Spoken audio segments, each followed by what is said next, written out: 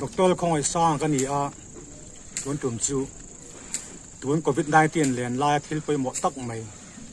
SpO2 lệ mi anh na oximeter chungchang hi nghe tối phèn đâu ạ soi phê anh tu mila SpO2 thì hi nghe blood oxygen saturation te pon ti je chu mi bầu kan tholu ta khan chua pa khan oxygen alu ta kha khatarang khanin chua batangin thisena akala kha khata thisena oxygen omzat kha SpO2 ani chungi ate na chu pulse oximeter an tia tiang hinia kusung ka tanga tian che pe thin kha kina ke dan toi te in kan la soi bok anga SpO2 hniam hian taksa har satna thleng thina nge tun laia la tak mai chu SpO2 hniam chan ta tak mai chu COVID-19 ani in COVID-19 khelawa po SpO2 hniam chan rang oma atla pui tu in hemi chuak natna hianin ani du pi ka asthma angte pneumonia ate bronchitis kan ti ate in COPD kan ti mai mi puitling to ha ben von chronic obstructive pulmonary disease antia atiang hi asthma emoti mai tur hian na thoi ha ve thina hi mesial zumbi te hianin atam bi ani tin lung lampang wang te pon tho ha ve he boka abik takin hei lung vung kan ti mai cardiomegaly wang hianin tho ha theya masala asthma te ne na tho dan chu dang de ya tiang ka chu be khelo mai la in hemoglobin tlak cham wangin atlem wangin thisan tlak cham wangin tho ha om thei boka SpO2 pon hiam thei boka athan chu kan taksa thisena oxygen ken kwal tu ber hi hemoglobin he ni hemoglobin an hiam chuan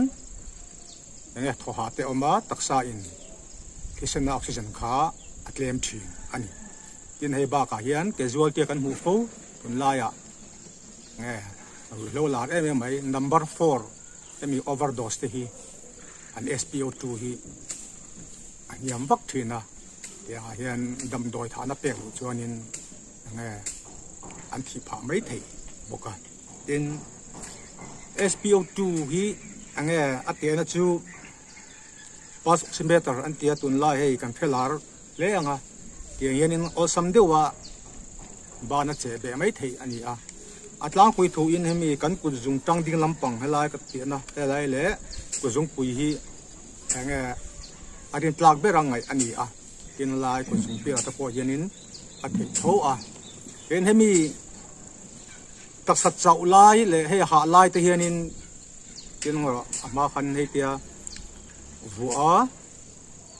ta on me turnia chuanin hemi pulse oximeter kan te akate kan vua ma hianin minute nga tanga minute somtal kan hak turni ano chuan taksat chau lai te kan ti chuanin nge a reading kha adiklok theya tin tikhan minute nga mo minute som mo than kan hak banga kian kan ha tama aminu kan wo ta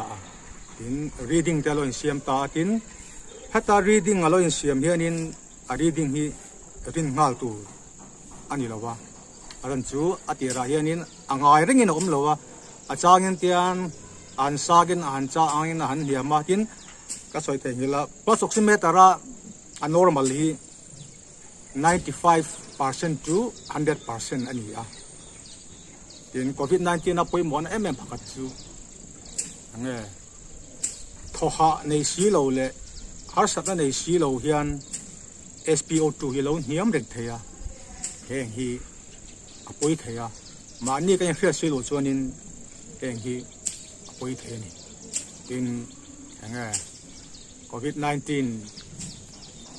kan lo negative RGT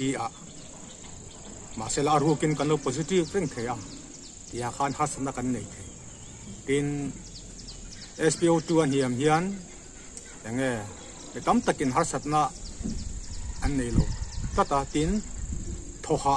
kherlo po in harsat na dang ani theya in enge lu hai do me muai te enge ngai to na ta po vai do ruai ten a om theya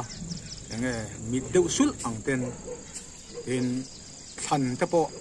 atla thei than phim te po ata zoi thei thoha si lo in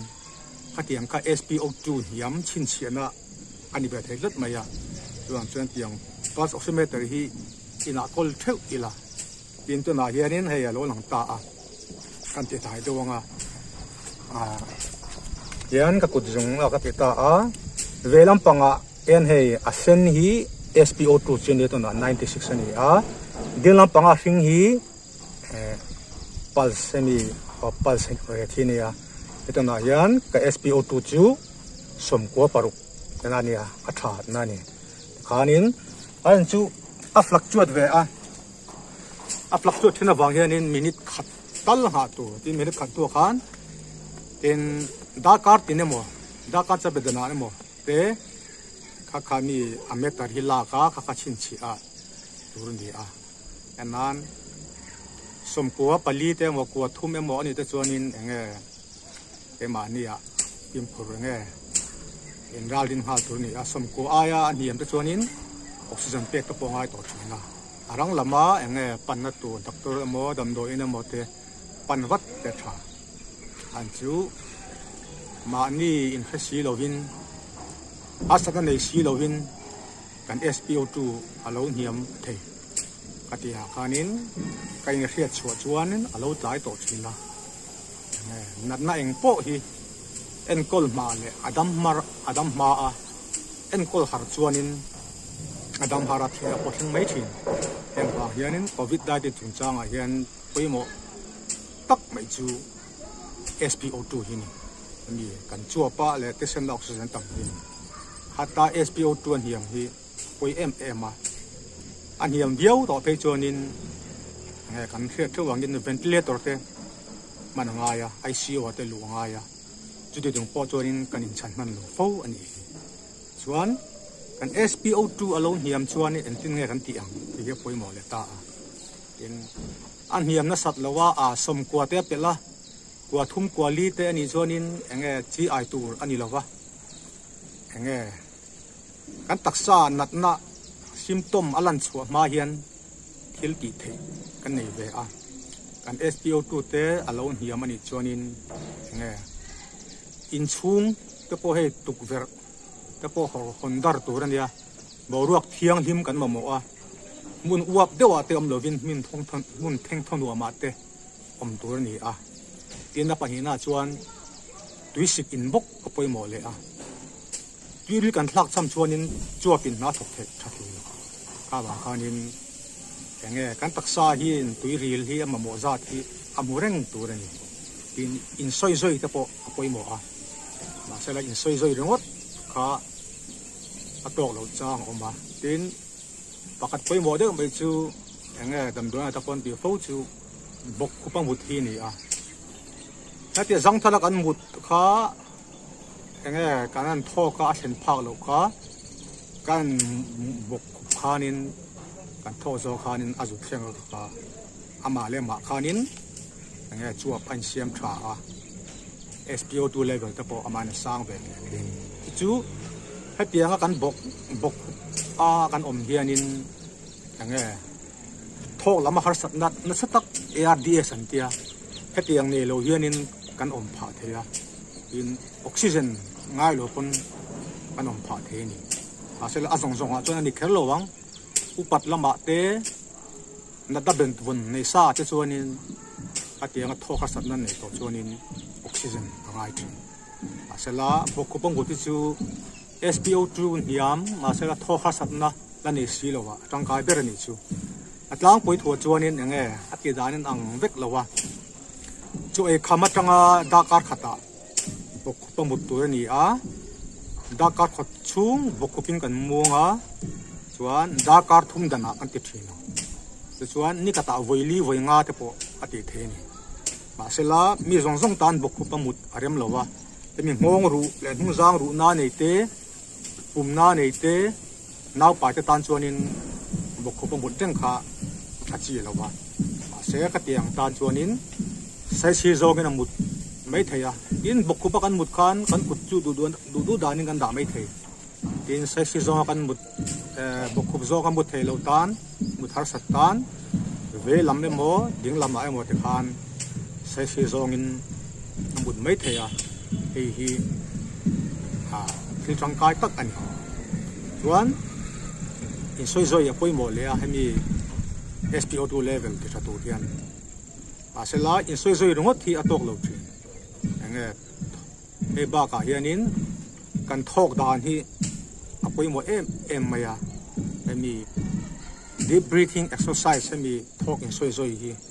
kan thok dan yang boro kan hi lu wang ate han soi muang han thok chole te hi yang adik takati chuanin yang kan chua pa oxygen a lut tha a taksa oxygen ai sem wo thathin tuna chuan du tok ri phot ila nakina hay mi thok dan yang deep breathing exercise te po ale te ka chuanin kan entir don ya alo ne